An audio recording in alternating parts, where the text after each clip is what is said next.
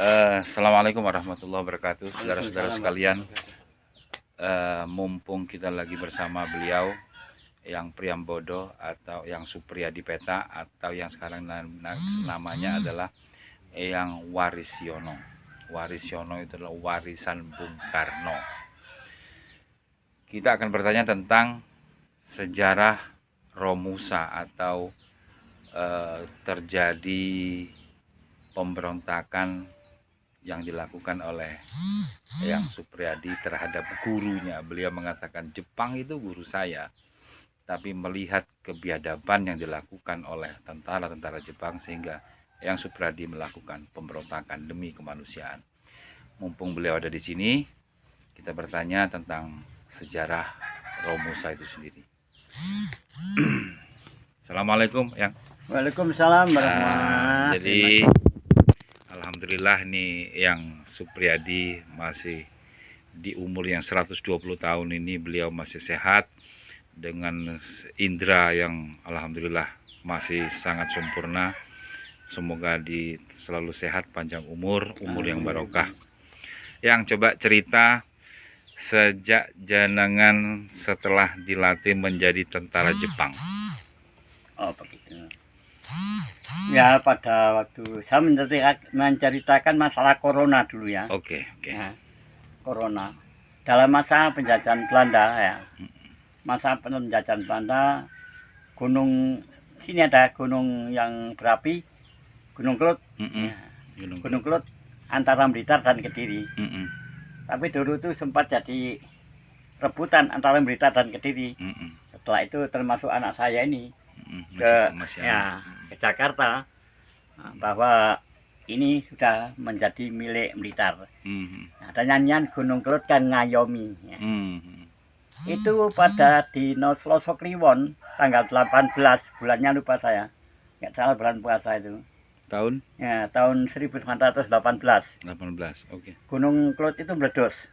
Ya, meledos, akhirnya dampaknya abunya ke seluruh wilayah kemana-mana, bahkan itu solusinya ke seluruh dunia ya, seperti ini. Erosinya. Nah, dampaknya itu membuat Belanda itu rabun senja. Ya, itu kan kesempatan.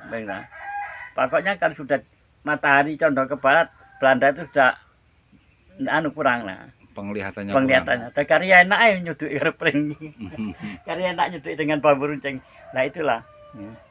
Setelah itu selama berapa tahun, ya, sampai 39 sampai tahun 42 itu. Terus Belanda menyerah. Karena apa? Kedatangan sing cebol kepalang, yaitu Londo Jepang. Ya. Nah gitu Belanda. Terus ada teman saya namanya Suyatno Suratman, itu mungkin anaknya masih hidup, itu Suyatno itu. Di mana? Di Jakarta, namanya Titon itu. Oh, Titon, bapaknya Titon itu Suyatno itu. Itu Blitar juga itu? Ya, nah itu orangnya orang Blitar, tapi di Jakarta sekarang. Nah itu menyerahkan perpisahan antara Indonesia dengan Belanda pada itu. Sehingga Titon itu sekarang keturunan penerusnya dari saudara teman-teman saya, sebagai atasan saya itu, sebagai Dedanco. Dedanco ini dulu komandan batalion Macan Kumbang. Nah, kalau sana kemarin kan Macan Putih, Macan Kumbang. Termasuk saya adalah bawaannya Platon dari Sudanjo gitu. Setelah itu Belanda itu pulang, Jepang datang, corona habis, hilang. Artinya proses perginya Belanda ini karena bantuan alam juga, artinya ya, kehendak Allah betul, juga. Bantuan alam. Artinya dengan adanya gunung meletus, kemudian Belanda sering kabur, kemudian dia kalah, kemudian datanglah Jepang. Gitu ya. Betul, itu gampang, banyak.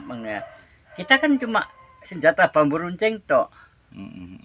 Memang tekad bulat pemuda zaman dulu tidak ada lagi, bahwa sesungguhnya kemerdekaan ini adalah hak segala bangsa. oleh sebab itu segala penjajah bentuk apapun di atas dunia ini harus dihapuskan. dikikis habis karena tidak sesuai dengan peri kemanusiaan dan peri peri keadilan. Nah, secara logika kan tidak mungkin akan menang cuma kita berapa bambu runcing. Apakah mungkin? Tapi berkat rahmat Allah yang Maha Kuasa dan didorongkan oleh keinginan luhur bangsa kita sehingga bisa tercapai letak ambang pintu gerbang kemerdekaan yang berbahagia. Tapi pada itu belum merdeka sih An. Belum merdeka karena apa? Datang wong cebol kepalang. Yaitu menjadi pelindung Asia, cahaya Asia, ya pembina Asia, ya ini istilah 3A itu. Ya, siap pemuda-pemuda seperti saya tuh siap Al-Aqsa. Tapi saya istilah itu tapi hormat. Ya. Terus pemuda-pemuda itu dipilih, termasuk aku terpilih. Padahal saya sekolah SMA umpama sekarang dulu sampai MUO dan sekolah itu turun lalu terus aku di sekolah dikirim ke Magelang oleh Belanda oleh Jepang. Sekolah itu enggak salah ya 6 bulan. Setelah Jepang terus naik lagi ke Tangerang, Jawa Barat. Setelah itu saya pulang. Nah, itu di situ banyak teman-teman saya. Teman-teman yang dididik dalam kemiliteran itu. Kalau Jepang. Sawis paling berat wis. Nek biyen iki ono ngene ono bonteng ini enak wis ene. Bonteng. Nah, sekarang nasi kaleng. Mewah. Setelah pulang ditugaskan ke daerahnya masing-masing. Karena saya dari Blitar, ya ditugaskan di Blitar, saya sebagai Sudanjo atau komandan peleton saya itu untuk memimpin tentara peta itu. Peta itu ke Jepang. Saya ada kependidikan karena apa? Membantu Jepang untuk melawan Belanda yang masih saat itu Belanda sudah menyerah, tapi dibantu oleh peta gitu loh. Dibantu oleh peta lawan Jepang. Akhirnya Belanda hilang. Nah, Jepang sudah 3 tahun. Tahun 42. Nah, sebagai anak emas saya dilatih bela diri di segalanya di sekolah kalau kemiliteran dan membaca peta-peta di mana tempat-tempat yang ada sumber daya alamnya. Nah itu terus Jepang itu lama-lama saya diangkat untuk disuruh mencari tenaga kerja. Nah, kalau zaman Belanda ya ada tenaga kerja tapi rodi. Kerja namanya kerja rodi. Saya cilik itu. Nah, mengalami Jepang itu kerjanya Romusa. Disuruh mencari tenaga. Penduduk pribumi. Dikerjakan di daerah kemarin itu. Daerah Serang. Dikerjakan di situ terus nang Jolosutro. Nah, dikerjakan situ untuk namanya kerja Romusa. Kerja. Setelah itu saya tahu rumah-rumahnya para pekerja yang mencari tenaga itu saya. Di sekalipun saya dijadikan mandor. Setelah waktu pembelajaran, kok bagaimana cara membagi? Apakah percaya ini pekerja ini dibayar sekian? Umpama sekarang itu ya 70.000 per hari, dibayar cuma 20 per harinya. Tidak tega saya memberikan. Aku istilah Jawa sing sabar ya wong ya sampai ini iki saya bayaran. Bayarannya ini tidak sesuai dengan jerih payahnya. Akhirnya wis gini Bang Pri. Begini aja Bang Pri. Cara istilahnya apa saja. Ngene Bang Pri, terno nang bojoku. Antarkan ke istri saya. Saya ndak pulang udah ndak kuat. Oh gitu ya. Nah, terno. Catatannya ada. Setelah saya ngantarkan gajian itu ke rumah-rumah istri para Romusa itu, enggak apa-apa. Setelah saya ngantarkan uang bayaran itu ke rumah itu, kan suaminya kan ada di kerja Romusa, di situ Jepang ada di situ, jadi berarti itulah menjadi sakit saya. Hati, ya. Jadi suaminya disuruh kerja Romusa di gunung sampai begitu payahnya, kok istrinya ditiduri sama Jepang. Tiap-tiap saya rumah sana ya ada Jepang, rumah sana ya ada Jepang. Nah gitu loh. Jadi saya tuh aduh, lama-lama kok kurang ajar Jepang ini. Kurang ajar. Harus melawan kita. Betul itu guru saya, tetap saya hormati guru. Terus aku punya guru. Ya ke sana kemarin itu. Ya, Alif itu. Ya, Yai Alif Ahmad Hasan di Mendo. Curhat.